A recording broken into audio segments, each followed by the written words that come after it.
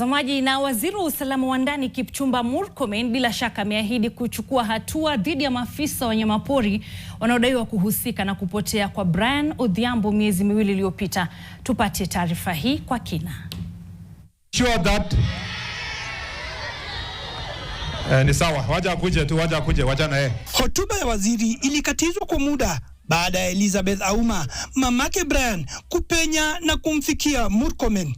Nia yake kutaka kumjulisha masaibu ya kupotea kwa mwanawe mikononi mwa maafisa wa KWS miezi miwili iliyopita. Tutafanya lolote liwezekanalo to hold those officers wa KWS ambao walishika kijana yao mpaka watuambie Brian ako wapi. Baada ya zaidi ya miezi miwili, waziri wa usalama wa ndani Kipchumba Murkomen amevunja kimya chake na kuzungumzia swala la Brian Odhiambo ambaye alionekana mara ya mwisho Januari 18 akiingizwa kwenye gari lililokuwa limeegeshwa ndani ya mbuga ya wanyama ya Nakuru na maafisa wa KWS. Swala la kupotea kwa Brian lilizungumziwa kwa kina na viongozi walioandamana naye katika hafla ya uzinduzi wa usajili jijini Nakuru. Baadhi yao wakilaumu polisi kwa kuhujumu juhudi za uchunguzi.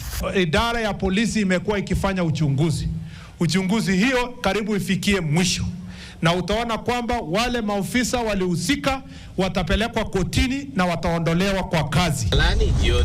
Wiki iliyopita, familia ikiandamana na mawakili wao pamoja na wanaharakati walipata idhini ya kuingia mbuga ya wanyama pori ya Nakuru kutafuta jamaa huyo. Juhudi iliyochukua zaidi ya saa 6 bila mafanikio. Majasusi wa DCI walichukua sampuli za udongo katika maeneo yanayoshukiwa kuwa ya uhalifu kwa uchunguzi wa kina. Familia ya Brian, hata hivyo, inalaumu wasimamizi wa hifadhi hiyo kwa njama ya kuficha mwili wa jamaa wao. The witness said that he saw shallow graves and that in one of those graves there was the body of Brian Odhiambo. Macho sasa yanaangazia waziri Murkomen kuona iwapo familia ya Brian itapata haki. George Kieru, NTV, kaunti ya Nakuru.